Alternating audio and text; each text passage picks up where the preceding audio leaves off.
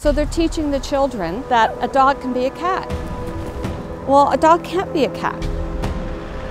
But that leads back to, I'm a little boy, I can be a little girl. You know, I look at the pride flag. It's about sex. It's about somebody's sexual preference. Why do we have that in the schools?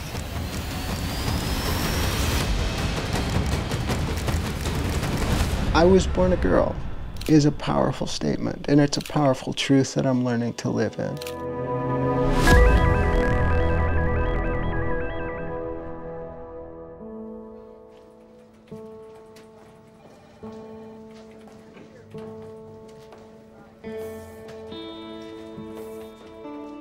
We find ourselves in an era where defining the boundaries of freedom has become increasingly challenging.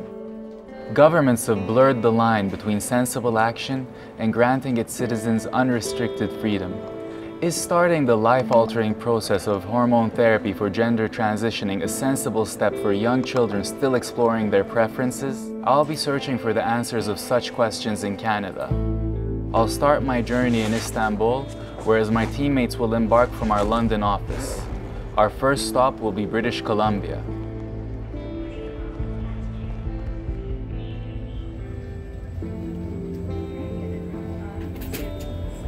We've just arrived to Toronto, Canada, and we'll be traveling out to Vancouver to meet our characters in British Columbia. There, we will see the current state of gender issues in Canada in a more close sense.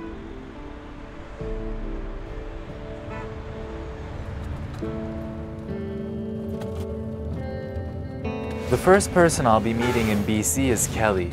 I chose to conduct my first interview with her because she's struggling with detransitioning.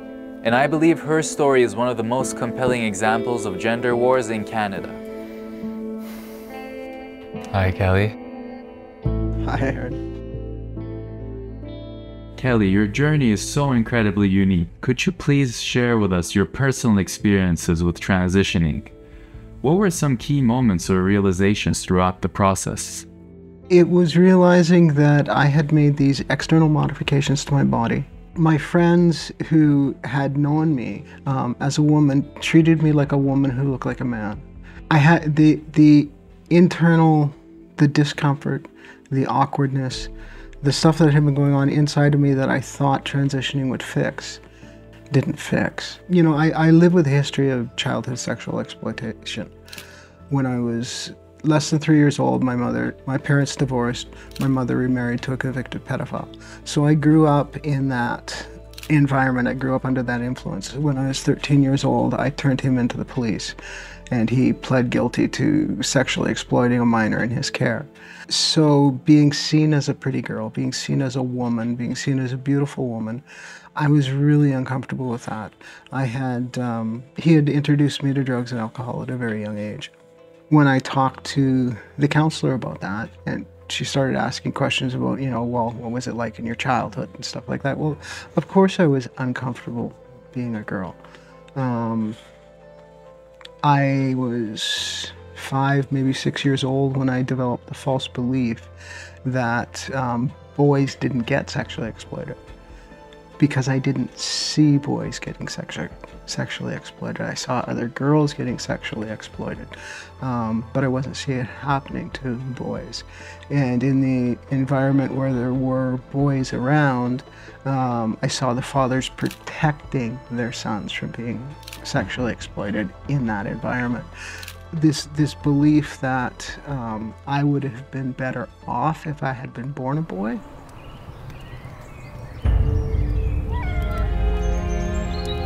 I just wanted to not be seen sexually. A surgery that I never thought I would look back on. I never thought I would regret it. I never thought that it would be something I would reconsider. I don't think anyone who hates a part of their body as much as I hated my breasts, the discomfort with myself didn't go away with all of the surgeries and the body parts. So I get asked quite a bit, why do I not consider suing the doctors who transitioned me, especially with the surgical complications that I experienced? And It's basically the Canadian legal system is really resistant to allowing people to sue a physician. Kelly, would you have considered yourself a trans rights activist at any point in the past? Yes. From 2005 to 2010, I was actively involved with the Vancouver Trans Health Programs Trans Advisory Panel. It's not something I'm proud of, but it is something I did, and I was as blind to everybody else to the complications of those surgeries and just how fundamentally flawed the research was. Like some of the research studies that we were talking about and promoting as, oh, this research shows that this is such a wonderful surgery, like 6 participants. And 2 of them had major complications. So that's a 33% major complication rate.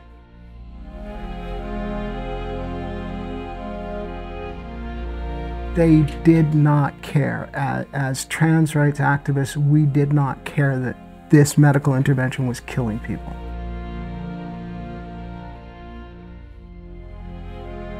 I couldn't look at what I had done. I'd encouraged people to transition. I had been like deep in all of it, and it was just like, I've been lying to these people. I had been lying to myself, but the hard part was that in all of the advocacy I'd done, I'd been lying to other people. I was born a girl is a powerful statement, and it's a powerful truth that I'm learning to live in. And being a woman isn't a feeling. It's the reason why most people, if I asked you, what does it feel like to be a man? You might not really have an answer to that question. Because being a man isn't a feeling, it's what you are. Femininity is my birthright. However I am as a woman, I am feminine because I am female, because I was born a girl. And it's time to really embrace and say to young people, you can be a girl however you want to be a girl. You're still a girl. But I talked a lot about openly regretting. I can't sit in this place of looking like a male but understanding that I'm a female. I don't know if I can ever get back to looking like a woman from where I went, but I was at the point of going, I need to try, I need to do something, because if I'm going to be stuck looking like a male for the rest of my life, I want to first attempt to look like a woman again. In December of last year, I was able to find a family doctor who was willing to prescribe estrogen. When you first started talking about this and, regretting having transitioned, what did that lead to the reactions from, your pro-trans community or your perhaps trans friends, who you had previously been activists together with? Like, how did they react to this news coming from you? Oh, none of the people that I had been activists with are in my life anymore. Okay. They all started leaving 2017. The last one left over this documentary.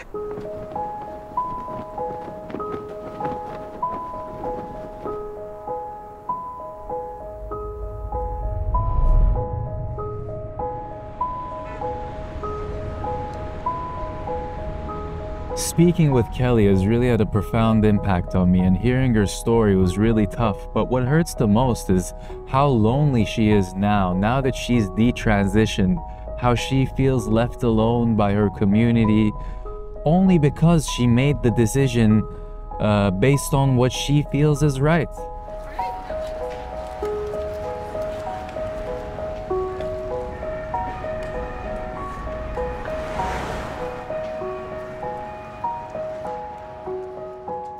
I'm Emily Duggan, and I'm just trying to protect my kids from social trends and gender ideology.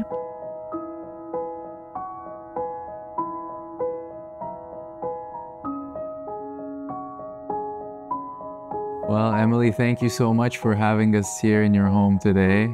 and you have a very important story to tell, and we're here to listen to you. So you can just start wherever you like, you know. You've been involved in some elections recently. Maybe you can start there. And Sure. So in 2022, I ran for school board trustee for School District 8 in British Columbia.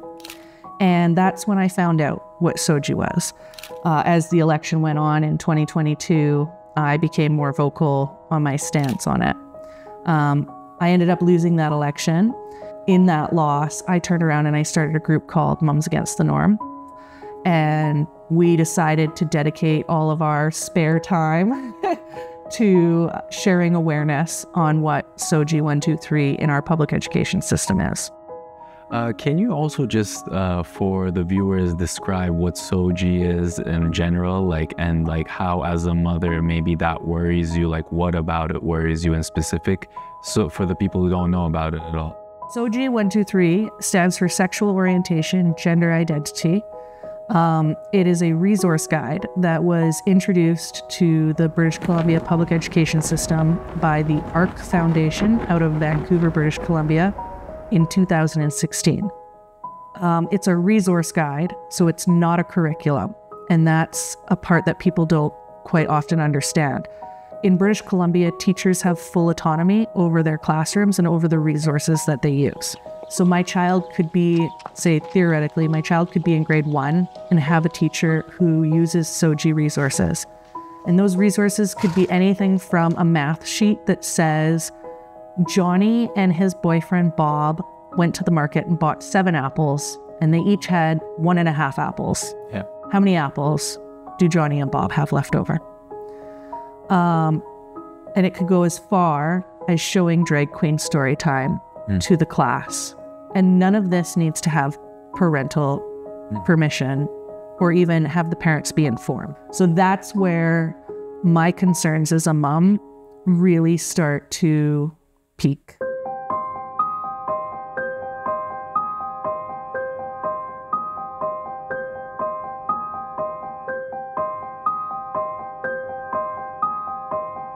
SOGI 123 policy looks like is the student may use the bathroom that they identify with. Now, every employee of that school needs to follow policy. So that means that if a boy feels like he is a girl, that's all that boy needs say, and they may access the girls' bathroom. Our education system right now is really failing our communities. So we're graduating students that can't do basic math, that don't know what continent they live on, that are struggling to read and write properly. And now we have a person in a position of power whose main interest is not academics, but social trends. In what ways, like when you're trying to, you know, do your activism work, and like what kind of ways have you been like getting like pushback? Oh, any way that you can imagine. On my Rumble page, somebody left a comment on one of my videos saying they know where we live, they know where my husband works, they know where my kids go to school. They even said, this is a threat. If you do not stop Mums Against the Norm now, we will kill you. Wow. So my kids are 8 and 5 years old. After we got that threat, I made them sleep in the basement for 3 weeks because I was afraid we were going to get a drive-by shooting on our house or something crazy like that. And it was terrifying. It was terrifying. I've had hate mail from New York. Yeah. In the form of a glitter bomb, a rainbow glitter bomb. I had my kids with me in the grocery store, and somebody recognized me and they called me and spat on me in front of my 2 kids. So I had to explain what that word was on the drive home to them.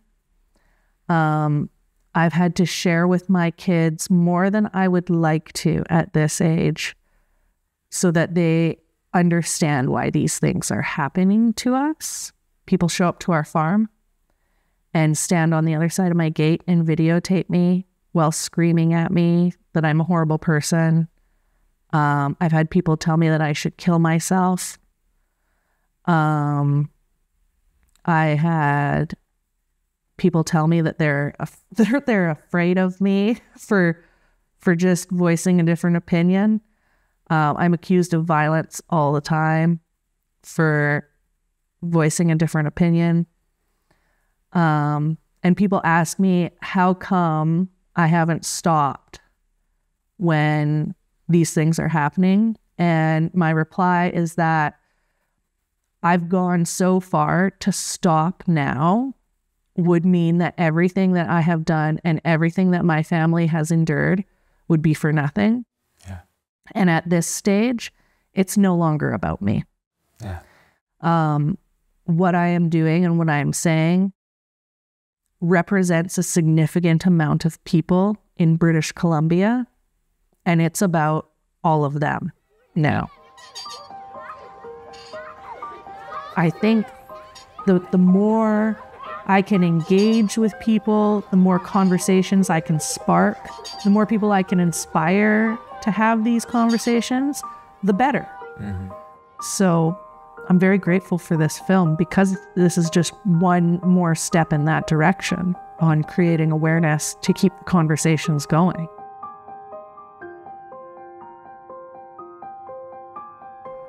Meeting Emily and getting a chance to talk to her made me really empathize with her struggle as a mother to protect her kids. And hearing about the backlash she's receiving in her community, and also the backlash her kids are receiving and the scale of it, makes one really question the state of gender issues here in Canada.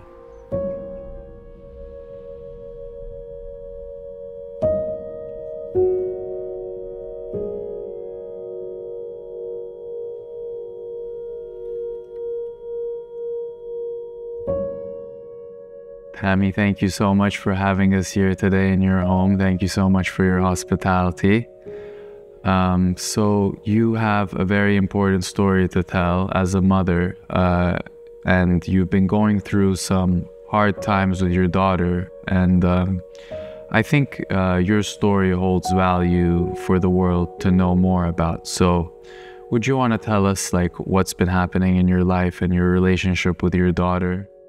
You know, myself and my daughter had a very good relationship growing up. Around 11, 12, we had a couple traumatic, the family broke apart and there was a divorce. My daughter started experiencing mental health problems, which I took her to many professionals to try and get her help. Our relationship broke down a bit during this time. Yeah, she went off to university in Saskatchewan. Her mental health has progressed into her thinking that she's a boy or a bird or any of these things that they teach at school. The SOGI, which was introduced in 2016, which we were unaware of as parents. Can you tell us a bit more about the Privacy Act for viewers who are like unfamiliar with Canada? The Privacy Act basically prevents parents from knowing information about their children or being involved with their children's lives. This is included in medical from even age 11. So your child can go to the doctor, get a prescription, and they don't have to tell the parents. Mm-hmm. So, and if you ask information about your child, they won't tell you. Yeah, and it starts from the age of as low as 11. As low as 11. I don't think there is a set age, but it has, some parents have experienced that. And this has impacted your whole relationship with your daughter? Completely. Mm-hmm. As a parent, my hands are tied. There is nothing I can do for her whatsoever. Mm-hmm. So what kind of have you been trying to do, given that you have the Privacy Act here in Canada, in order to, reach out to your daughter? Well, since she's been at university, we've done some wellness checks on her. Mm-hmm. And I was told by the police that I was harassing my daughter and that they would not do any more wellness checks on her. She was 17 at the time. In Saskatchewan, they consider age 15 and 16 an adult. And, you know, if a child doesn't want to go home at that age, they won't make them. That's what I was told. So. And did you try reaching out to their teacher? I tried reaching out to the university. I've tried reaching out to the courthouse, to Saskatchewan Mental Health, Ministry of Higher Education, everyone I've reached out to, and no one would tell me anything.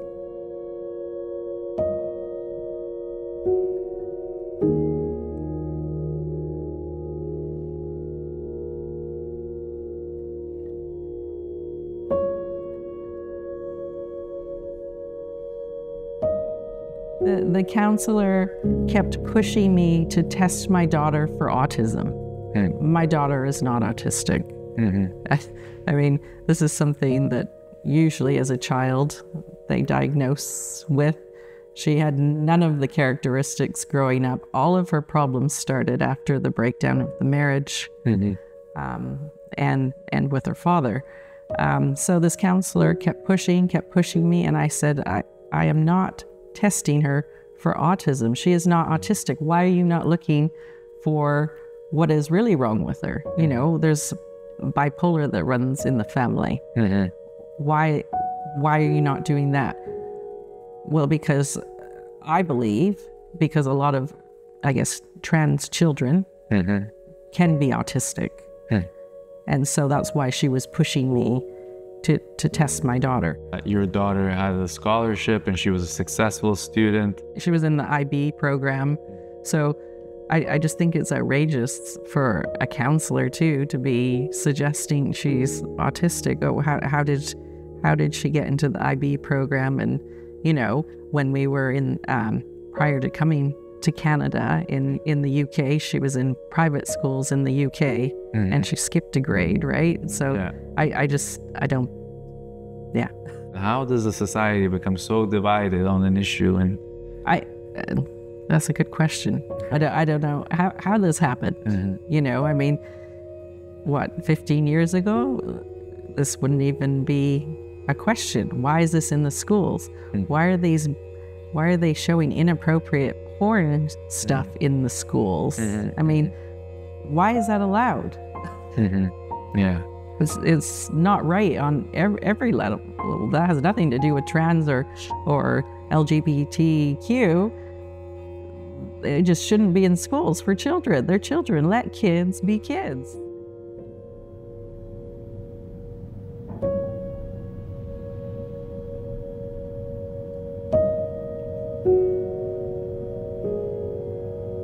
Canada is tearing families apart with this gender ideology being shoved down everyone's throats. And it's everywhere, not just in the school system, it's in the healthcare system. Right. You know, even I call for an appointment and the first thing they ask me is what is your pronoun? You know, I have a younger son and there's a list of 10 different genders for a 5-year-old. Is that necessary? I mean, that's outrageous. I am looking at other options, and I'm also considering a move out of Canada because specifically for that reason. I do not want him going through what my daughter has gone through and what they've done to her. My daughter has been brainwashed by our system, you know, by our schools, by the healthcare, by the counselors, all of that. And she hasn't received the care for what she really needed the care for, which was her mental health. She's not trans. I don't believe she is trans. And I don't think that's the message we should be sending to children, that here's some hormones, let's chop off your body if you feel uncomfortable in your body. Most teenagers feel uncomfortable in their body, and you know, that's part of growing up. So do we just give them drugs and chop them up? I mean, I think that that's not a solution. and it's destroying children and it's destroying families.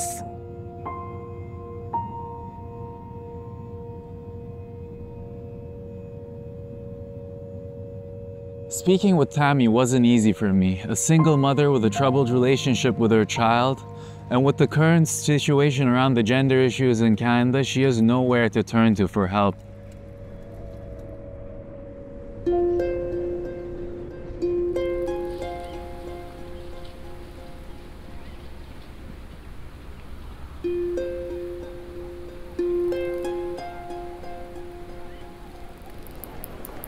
After spending some time in British Columbia, we're back in Toronto, and now we're gonna see the state of gender issues in the big city.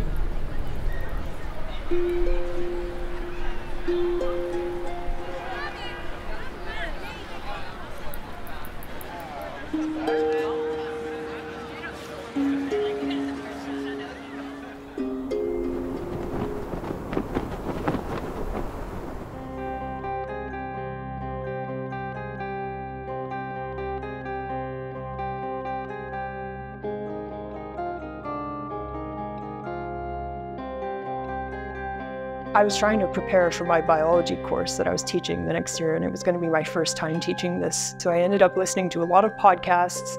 I started with Dr. Jeffrey Miller, who's an evolutionary psychologist. It was a long process, I'll say. It took at least a few weeks or months of me slowly tearing my world apart, my first world, and then building my other world up. It's not something that happens overnight. You know, I had been the organizer of the Pride Club at my school, for example. Like I was pretty, I wouldn't call it political at the time. I just thought I was doing what was right, being kind and being inclusive and sort of giving a safe space to those kids who perhaps needed it. I was completely clueless. Okay, well, I knew what kind of environment I was in. I knew if I said anything, I would face repercussions too, just like my old professor had. So I started just sharing articles slowly and almost just not even commenting on the article, just putting out a different worldview. And I remember some of the comments on these articles were like, do you support this? Like what are you saying? Over time, I grew a little bit more courageous, and eventually that led to, in February 2021, this is a few months obviously into me having this evolution, I put on a Facebook group, a private Facebook group for teachers. I wrote that we shouldn't be indoctrinating kids with critical race theory. And then somebody complained. And then the next day at school, I was handed a letter and they told me I was under investigation and they wouldn't tell me why. And then I had to go and see my union and figure out what the reason was. And then I ended up having a whole month of not knowing, you know, what's going on. Are they going to fire me? Are they going to suspend me? You don't know, right? You're going to work every day still, but there's this thing looming over you. Yeah. And one day, a month later, I was in class. They pulled me out of class. They took me into a room with it was a Zoom meeting, and they told me, you are suspended for a week with no pay. Yeah. You cannot come on school grounds. You cannot communicate with anyone, colleagues or parents. I had 4 meetings that night with parents that I ended up having to skip, but I wasn't actually able to communicate with them to say that I had to cancel because I wasn't allowed to communicate with parents. So I have no idea what happened. I felt like that was a huge blow to my reputation just professionally. And then they ended up investigating me again and again and again. I think I've now had 4 investigations by them. They've all been dropped. But it's this thing that just, it's the process is the punishment, right? This is the thing. They sort of make you know that you really have to shut up. And then every single time they drop the investigation, they'd say, they'd give me the warning, right? Be careful, don't post on social media anymore. Don't do this, don't do that, don't do that. Maybe they used to, like 5 years ago, be recruited on a voluntary basis. They'd say, hey, does anybody want to come to this pride thingy and whatever. but slowly it has shifted into, okay, now everybody's got to do it. And now not only do you have to go to this thing, but now we're going to give you all t-shirts, pride t-shirts. So you have to wear the t-shirt now. Oh, and you have to put a pin on that says your pronoun. Oh, and you have to, in your email signature, make sure you have your pronoun there, eh, by the way. Oh, and make sure you have the rainbow flag on your door. Oh, and it's never ending because the teachers now are expected to do the thing. So it's like, not only, they can't just sit there and do nothing anymore, or else that will make them a target too. It was an elementary classroom where you've got these flowers, these pronoun flowers. So you give all the students one petal and you tell them, what are your pronouns today? So like once a month or once every few weeks or whatever, maybe just spontaneously because a student has come up to you and changed their pronouns. If one student changes their pronouns, then would you redo the activity with all the kids and you give them a new petal and you see, has anybody, if there's any changes, or you can write the same pronoun as before. And then all of these nice, beautiful flowers are hung up on the bulletin board there in the class for everyone to see. And it's this ritual, right? It's a pronoun ritual. Yeah, it's a lot of work. It's a lot of work.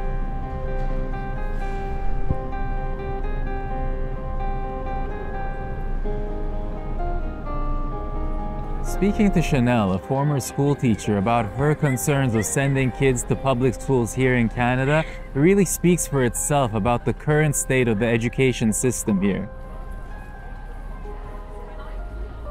So we're just outside of Toronto today in Milton, and we're here to speak with Terry. You have some very valuable insights to share with us. You know, you've been doing some activism work for quite some time now, so would you like to tell us about that?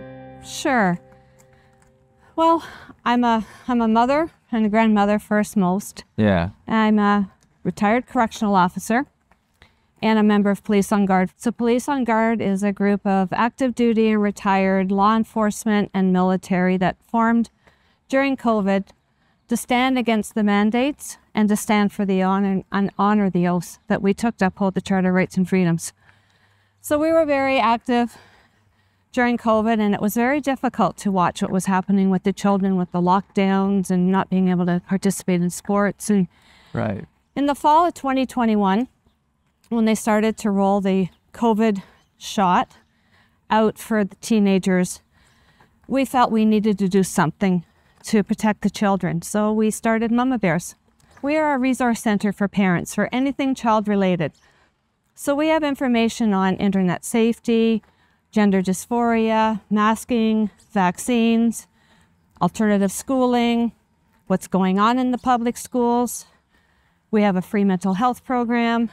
We want to encourage parents to question, to stop and think, to not just go along with the narrative.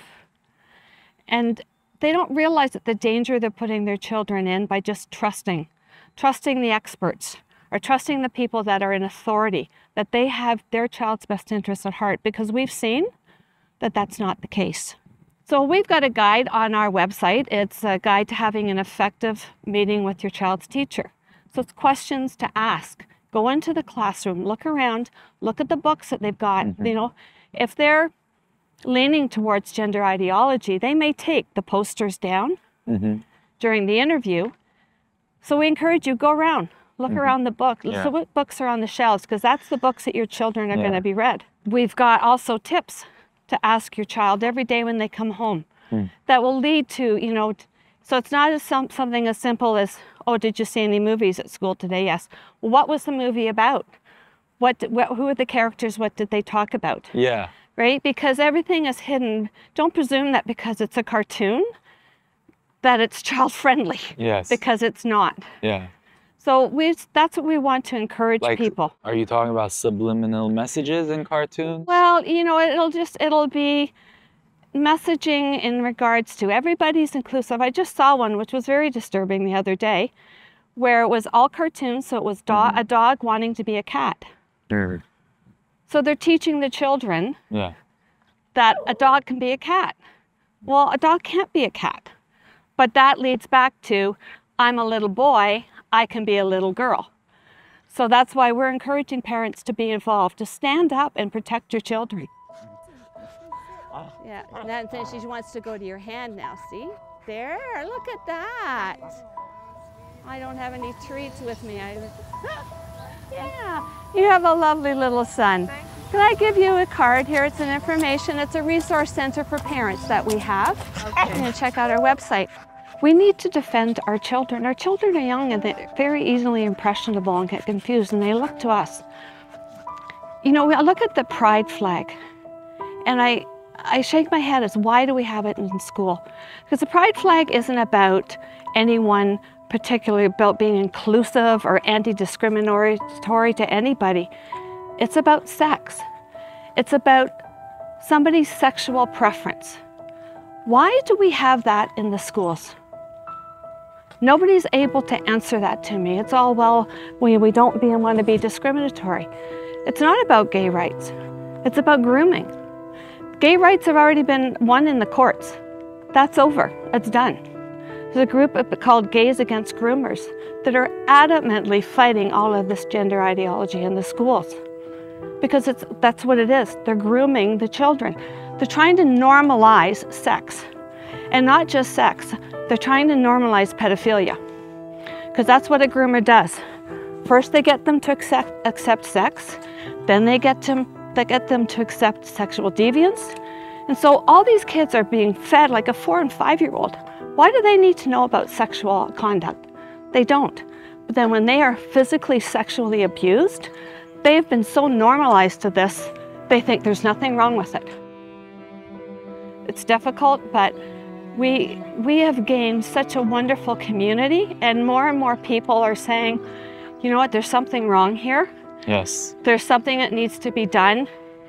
And the children are the driving force, because everybody, unless you're a pedophile, wants to protect the children. Of course. Do you know what the new word is for a pedophile? Because, I mean, pedophile, you know, kind of sends the shivers up somebody's eyes. It's minor attracted person. Mm-hmm. No, they're a pedophile. Mm-hmm. Bottom line, they're a pedophile. There's really no option. We can't stop. Mm-hmm. We couldn't look ourselves in the mirror every morning if we didn't do everything that we possibly could to help save the kids. Mm-hmm. So, yeah, we get people calling us names and everything else, son. But hello, that's reality. Yeah. Right? We're big people. Yeah. So, you know, everybody's entitled to their opinion. Mm-hmm. And unfortunately, the people that will say that we are terrorists and we're violent, that is not the truth. Mm-hmm. I have been protesting since April of 2020, and I've encountered nothing but wonderful people.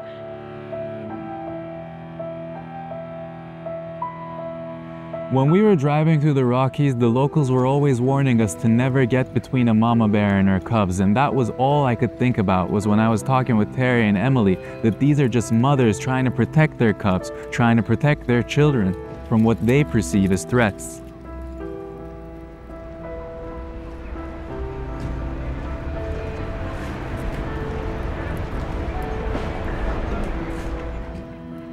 While speaking to everyone about their experiences has been very valuable, I believe a professional perspective on these matters is also essential. That's where Dr. Ann comes in.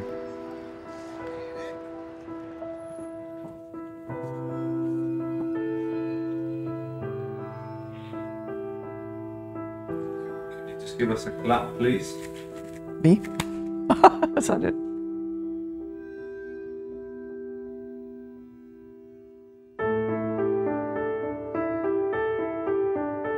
I actually didn't start really speaking out about the whole issue of LGBTQ and particularly gender dysphoria until about 2016. So since then, I probably spent, well, my husband and I have probably spent close to $300,000 of our own money in just trying to educate people And so I've written several books and, of course, writing and publishing. And then I've given many, many copies away because my focus is how can I reach people to help them understand what is happening to our children. My passion is for our children. In my practice, I saw primarily adult survivors of childhood sexual abuse. So I dealt with complex trauma, chronic sexual abuse through childhood. That was kind of my area of expertise. I loved my work. I loved my clients. But in 2019, I realized I couldn't keep advocating for our children, writing, and having a private practice at the same time. So I retired from private practice so I can commit to this full time. With cross-sex identification, and I prefer to use that term rather than transgender, because transgender is not a medical term, it's a political term actually. So cross-sex identification, it wasn't an issue that I dealt primarily with as I talked about what I did with trauma, but I was involved with a few individuals, children, that were gender distressed. They would have categorized as gender dysphoric. I did not diagnose. I chose not to. I just chose to treat the issue, not the symptoms, but the underlying issues of trauma, because with these children, as with all who have been traumatized, there are underlying issues. And so what are those issues, and how do we help that individual deal with the underlying trauma that's related? And if we can go to that root and help them process and help them come to a place of recognizing what's happened to them in their lives and how do they then learn to accept the hard parts of that and then to begin to heal.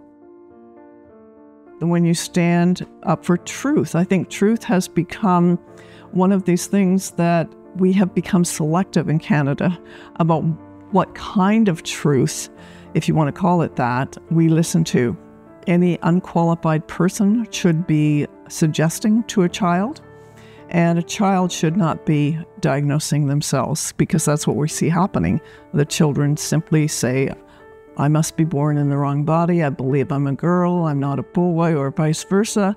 And everyone is supposed to just accept that as truth. And that's what I was talking about earlier. Truth and reality aren't lining up for these children and for many that are hearing the stories of these children. All we're allowed to do as therapists is to affirm the child's delusions, because it is delusion. It is unrealistic to believe that you can actually become the opposite sex. Psychotherapy for these children has been outlawed in Canada. There is only one way to treat gender dysphoric children, according to the Canadian Psychological Association and the medical associations within Canada, and that is to affirm their ideas, their thoughts, and I would say affirm their delusions. Most of these children that are transitioning, and this time and place in our culture, most of them have just bought into the suggestions. They have some distress and gender dysphoria, but how much of that is actually caused by the culture itself and the education system? Unfortunately, the individual psychologists, psychiatrists, psychotherapists have caved under great political pressure from their organizations, because it has become the law. You have to treat with affirmation therapy. You can't do anything else but tell the children they're absolutely right about what they think and believe. We're not treating children, we're just going along with their ideas. And when did we ever do that? When did we ever do that as therapists? We need to speak truth to families. And now we're being told we have to lie to them.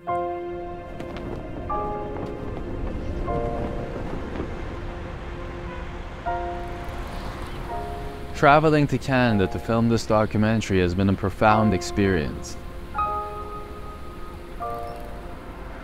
What stood out the most was how happy people were to find someone willing to listen to them, someone willing to tell their story. Hearing what all these brave women are going through, while simply trying to be themselves or look out for their children, was eye-opening and at times heartbreaking. But as I got to know them, I knew that their stories were worth telling.